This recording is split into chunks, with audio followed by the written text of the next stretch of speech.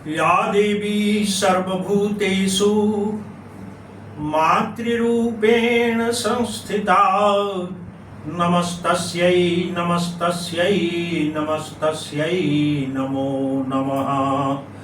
हर हर हर महादेव। आज आयुर्वेद के अनुसार मैं प्रमेह के बारे में बात करूंगा, क्योंकि यह रोग बहुतायत से फैला हुआ है और शरीर को बहुत नुकसान पहुंचा रहा है और लोग इससे त्रस्त हैं और अनेक प्रकार की दवाइयां खाने के बावजूद भी उनको शांति नहीं मिल पा रही है।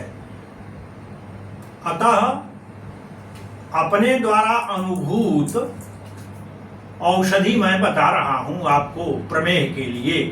प्रमेह का अर्थ होता है बारंबार में यति मुत्रेत इति प्रमेहः। बार बार जिसमें पेशाब लगे और उस पेशाब में शरीर का सार तत्व निकलता जाए और शरीर दुर्बल होता चला जाए, उसी को प्रमेह कहते हैं। प्रमेह किसको होता है?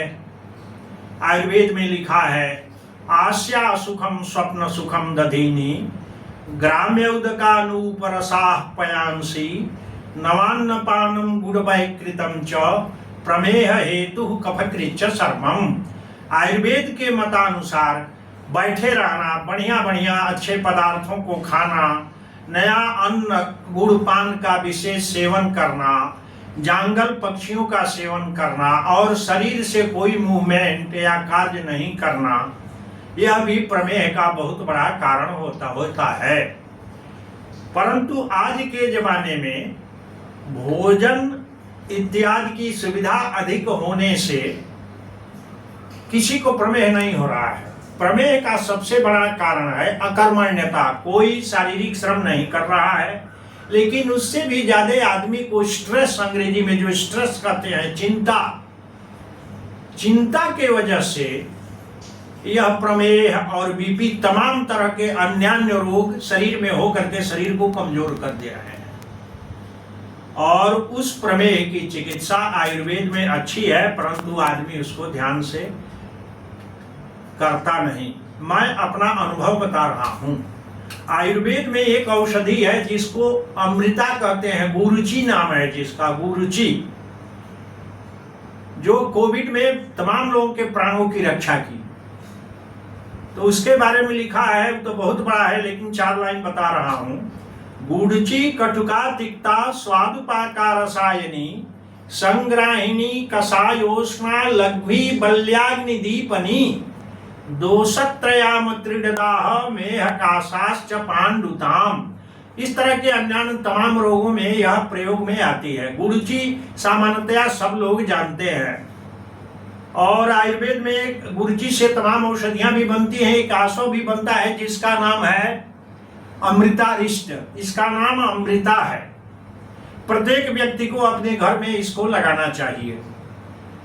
इसके बारे में मेरा अपना जो अनुभव है प्रमेह के बारे में, कि अपने अंगुल से 8 अंगुल गुरुची जो अंगूठे के बराबर मोटी हो ले करके उसको छील दें और छील करके छोटे छोटे टुकड़े काटें और काट करके उसको खूब महीन मिक्सी में या कूट करके चटनी बना दें और 200 ग्राम पानी गुनगुना लें और उसमें डाल करके उसको मसलें और मसल करके छान लें। उस गुनगुने पानी को आप 1 ग्राम शुद्ध शिलाजीत लेकर के खाएं और उसको पिएं। दोनों समय ऐसा अगर 1 माह आप प्रयोग करते हैं तो आपको बहुत लाभ होगा और इससे मुक्ति भी मिलेगी। नहीं तो कम से कम एक समय जरूर प्रयोग करें और कम से कम 1 किलोमीटर रोज वॉकिंग करें। वॉकिंग करने का, चलने का भी नियम है। फास्ट और स्लो, धीरे धीरे चलने से कोई लाभ नहीं होगा। चलना वो होना चाहिए जिसमें शरीर में आयास हो, थकान थोड़ी हो। तो जैसे 1 किलोमीटर का 4 भाग करिए और पहले धीरे चलें, फिर तेज चलें, फिर धीरे चलें, फिर तेज चलें। इस तरह से करके आप अधिक लाभ उठा सकते हो और आपका हृदय इत्यादि सब मजबूत हो सकता है। शिलाजीत जो है अद्वितीय औषधि है। शिलाजीत 4 प्रकार का होता है, परंतु यह पहाड़ों में गर्मी के दिनों में जो है आयस युक्त जो पहाड़ होते हैं जिसमें लौह का अंश होता है, फटता है, उसमें से एक काला पदार्थ निकलता है, ब्लैक बिटुमेन जिसको कहते हैं। शिलाजीत, शिला का जो रस है, शिला रस भी उसका नाम है, वो निकलता है और उसको लोग संग्रह करते हैं। संग्रह करके शुद्ध शिलाजीत आजकल अक्सर गीता प्रेस में या अन्य तमाम जगहों पर मिलता है, उसका प्रयोग करना चाहिए। इसके बारे में शास्त्रकारों ने लिखा है कि यह शिलाजीत किन किन रोगों में काम करता है। तो भाव प्रकाश ने लिखा है आयुर्वेद के अनुसार, शिलाजम कटुतिक्तोष्णम कटुपाकम रसायनम योग छेद योगावहम हंति कफमेदोष्म शर्करा मूत्र कृच्छम क्षयम श्वासम वार्तास्त्र अरसांसि पांडुताम अपस्मारम तथोन्मादम शोथ पुष्ठो दर कृमीन। शिलाजीत जो है कटु, तिक्त और उष्ण होता है, थोड़ा पित्त करता है, परंतु पित्त को संशोधित भी करता है। यह प्रमेह नाशक है, बलकारक है, रसायन है, ज्वर को नष्ट करता है, बुद्धि को बढ़ाता है, अंदर जाकर के शरीर के दोषों को बाहर निकालता है। इस तरह से तमाम अन्य रोगों में शरीर में यह काम करता है और इसका प्रयोग निरापद है, इससे कोई रिएक्शन होने की संभावना नहीं होती है। अतः आपसे कहना है जनता से जो प्रमेह रोग से पीड़ित है, यह जो है इसका प्रयोग अवश्य करें, इससे उनको बहुत लाभ मिलेगा।